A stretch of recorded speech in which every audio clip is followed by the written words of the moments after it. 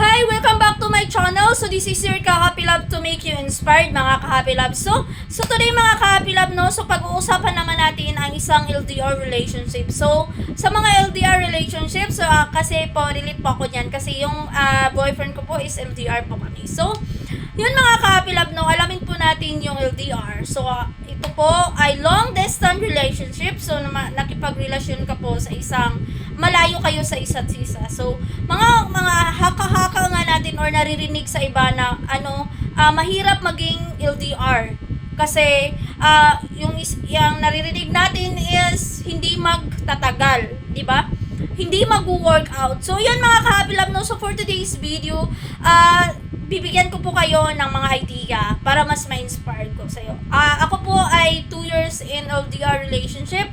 So bibigyan ko po kayo kung para mas ma-inspire kasi kung isipin po natin na isipin natin na negative lang yung mga naririnig natin. So by the way mga Ka-Happy Love, no, huwag po nating pansinin yung or naririnig na mga story kasi iba-iba po yung story, madi-discourage tayo di ba? So mga Ka-Happy Love, so let me explain to you. So if bago ka pa lang sa channel ko, so i-subscribe nyo po ako para mas marami pa kayong matutunan sa akin. So yun mga Ka-Happy Love, ano nga ba ang mas mahalaga ng pagiging isang LDR relationship, di ba?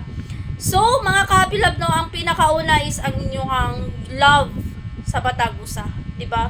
Your true love ninyo sa Matagusa. So syempre dapat jud na ang atong mga gugma is kanabitang hugot kayo atong pagugma or malalim na pagmamahal sa isa't isa, pinaka-importante. So yun mga Ka-Happy Love, no, kasi yung mga LDR relationship po is mas grabe po yung challenging na pagdaanan bago magiging strong. You know, sa una lang po yan mas mahirap kasi yung jowa ko po is seaman po siya. So, mahirap po siyang signal. So, I tried that. Mahirap nga. Pero kasi sa time nga gusto mong kausap, wala siya. So, lalo na pag nasanay ka na nandyan siya, kausap mo siya palagi. Kasi nung kami pa, kahit malayo kami dito pa lang siya sa Manila, tapos nandun ako sa province.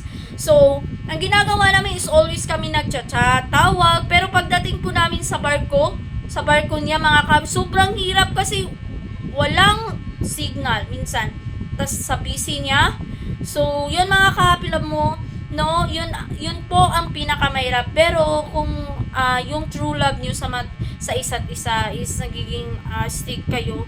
So, wag po niyong pansinin kung ano man yung naririnig nyo sa ibang ang karelasyon.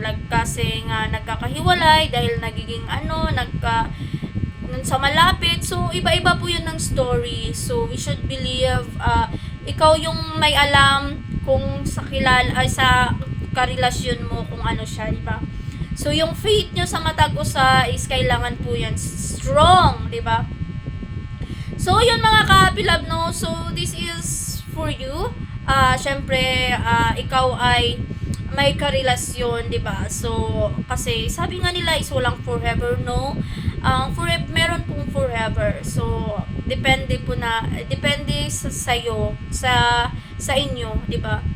So, marami pong mga love story nag-e-end ng magandang story. So, hindi po yan basihan. So, we should not believe others. Wag po nating pansinin ang mga story about others kasi you know about each other. So, you should pay to each other. So, yun mga Ka-Happy Love, no. So, for more, so subscribe nyo po ako. Marami po akong i-share sa inyo kung paano maging LDR. Syempre, as a seaman. So, ano yung mga pinagdaanan ko bago maging achieve or ang sarap na sa flow, mas masasanay ka na LDR. Diba? Ang seaman kasi is pabalik-balik lang po yan. Yung vacation nila is 2 months, so konti lang. So, this is for inspiration for everyone. So, kasi ang iniisip po natin na kaya po kayo nagkalayo is to future nyo rin yun. Diba? Future nyo na darating. Kasi kung hindi kayo magkakahiwalay, kung hindi kayo lalabas sa comfort zone nyo, hindi magiging successful. You stay in that day. Diba? Is that inyo sa life nyo. So, isipin nyo pong reason kung bakit kayo nag-LDR. And then, you should pag-usapan nyo yan. And and then we believe to each other. So thank you so much, and God bless, and see you for my next video, and subscribe for more. Thank you so much, and God bless everyone.